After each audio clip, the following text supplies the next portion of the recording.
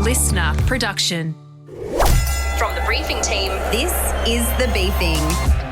Hey, it's Helen Smith here. Welcome to The Beefing. Today's beef is between Formula One stars and teammates Oscar Piastri and Lando Norris. Let's get into it. Formula One is worth billions of dollars and has been named the most valuable sports empire by Forbes and called the pinnacle of motorsports. To get you up to speed, F1 has been one of the premier forms of motorsports since 1950 and consists of a series of races across the globe, including right here in Australia, which are called Grand Prix. Now, there's 10 teams and 20 drivers, 2 drivers for each. And this beef of extreme rivalry between McLaren teammates, Oscar Piastri and Lando Norris, has become one of the biggest stories in the F1 world. So who are they? Well, Oscar Piastri is 24 and he's an Australian F1 driver, and he's now the only Aussie left in the 2025 season. Piastri has won 9 Formula One Grand Prix across 3 seasons. Lando Norris is 25. He's a British driver and has been on the track for a little longer than Piastri, coming runner-up in the Formula One World Drivers' Championship in 2024 with McLaren. And he's won 9 Grand Prix across 7 seasons. And to become an elite F1 driver, you need money, and a lot of it, or parents that are willing to sacrifice pretty much everything. And the background of the drivers range from the ultra-rich, like Aston Martin's driver, Lance Stroll, whose billionaire dad owns his team, to drivers like Ferrari's Lewis Hamilton, whose father worked 3 jobs to support his son's dream. Now, Piastri falls somewhere in the middle of this spectrum, whereas Norris was born into a pretty wealthy family with his father reportedly being worth £200 million. That's over 400 million Australian dollars in 2022. And the pair became teammates in 2023 when McLaren, the legendary British racing team, signs Oscar Piastri for the big leagues, making him the 18th Australian to race in the series. But there was some contract drama that we'll get into a little later on. Now, Norris was already McLaren's golden boy since 2019, beloved by fans, a face of the brand, and carried his team through the rough years. But that was about to change because finally, they got a car that could actually win races. So at first, it looks like this is the dream team. 2 young guns who can push each other, healthy competition, and all smiles in the team photos. But here's the thing about F1. There's only one world champion. And when you've got 2 drivers who are both fast enough to win, it gets a little complicated. And one of the number 1 rules of racing is kind of not to hit your teammate, which these 2 managed to break. Now, fast forward to 2024. McLaren has the best car on the grid, or at least close to it. They're actually fighting for wins, and Norris is leading races. Piastri is right there with him. And suddenly the question becomes, who is McLaren's number 1 driver, the rookie or the golden boy? But McLaren doesn't want to answer that question. They want to play the we treat both drivers equally card, which doesn't usually work out for F1 teams.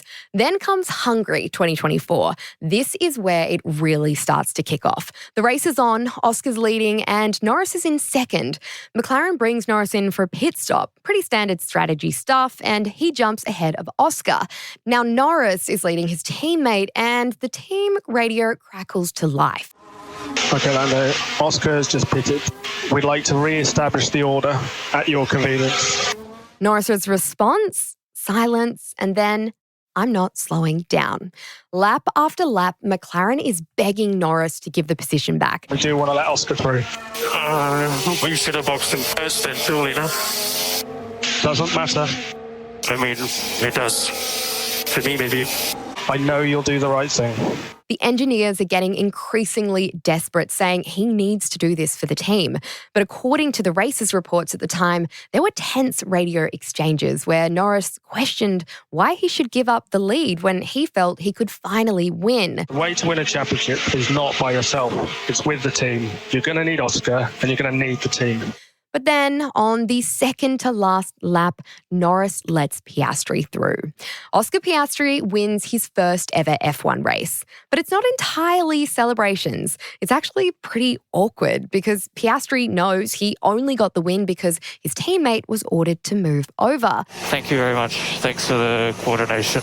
Norris is fuming on the podium. He's not happy at all. And after the race, Norris tells the media he's not proud of how it played out, but also makes it clear he thought he deserved to win.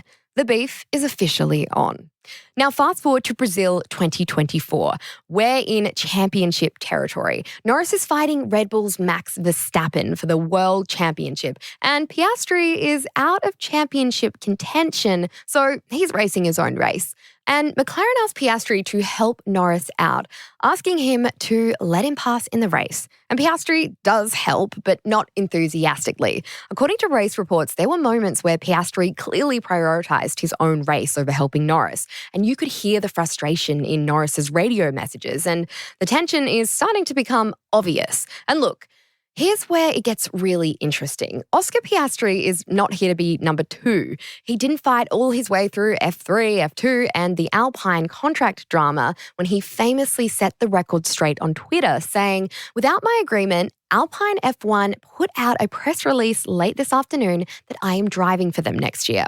But he said that he hadn't signed a contract and will not be driving with them, later revealing he was to join McLaren. Now, he's not just going to roll over because Norris has been there longer, and I kind of get that. But from Norris's perspective, he's been loyal to McLaren throughout the dark years, dragging them from having mediocre cars to podiums. And now he finally has a championship-capable car. And then this rookie comes in and starts taking wins. You can see where he's frustrated. So as the 2024 season came to a close, McLaren were looking pretty good as the pair won 6 out of 24 races. And Norris finished runner-up, his best championship result since he joined the F1, with 4 victories and 12 podiums.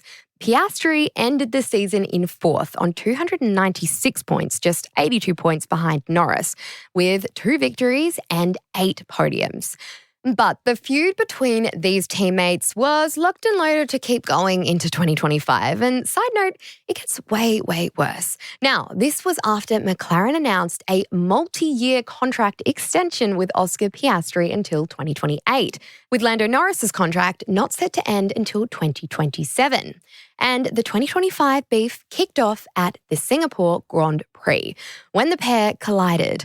And after the crash, Piastri had this to say on the team radio. Yeah, I mean, I wasn't very team-like, but sure. So are we cool with Lando just parting me out of the way, or...? The incident was reviewed by the team after the race, with the blame landing purely at Norris, and Piastri wasn't happy, especially since he followed team orders in Italy 2024, allowing Norris to overtake him because of a slow pit stop, despite that being no fault of his own. And in response to the Singapore clash, McLaren handed Norris repercussions. Yeah, there are and will be repercussions for me to the end of the season. So, it's not like I've got away with anything. And while McLaren have been hush-hush on what these repercussions would have looked like, rival teams like Red Bull had this to say. "We think the repercussions are that they're going to give Oscar Piastri the priority in all of the qualifying sessions coming up to the end of the season, and that Oscar will be effectively treated in the qualifying sessions as the number 1 driver." And McLaren's PR team must have been pretty happy with this comment from Piastri when he said that from here on, we want to go racing as a team. The incident we had in Singapore isn't how we want to go racing.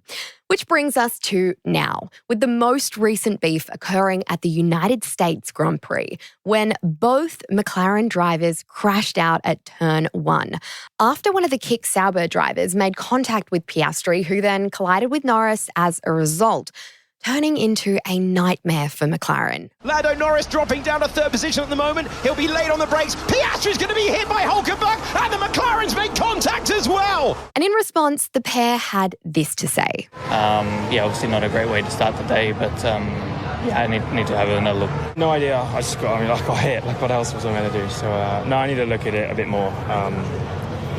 I just got hit. I got taken out, so not a lot I could have done. So where does this leave the beef now? Well, it looks like it's not going to end anytime soon, as we're in the thick of the 2025 F1 season. And as much as McLaren is trying to play it cool and keeps insisting that both drivers are equal, the reality is that they've got 2 drivers who think they should both be number 1. this beef is not going anywhere. That's it for today's beefing on Oscar Piastri and Lando Norris. If you like this episode, let us know. Send us a DM on Instagram at The Briefing Podcast and rate and review this ep or leave us a comment.